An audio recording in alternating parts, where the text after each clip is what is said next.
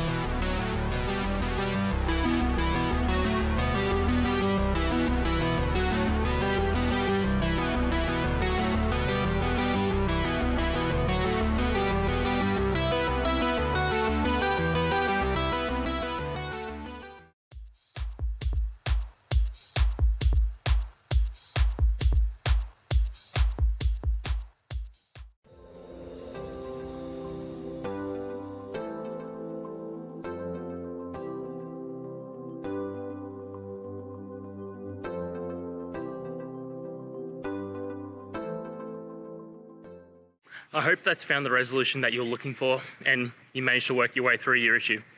Please, if it did help, hit subscribe. I'd really appreciate it. And until the next technical time you need help, have a good one.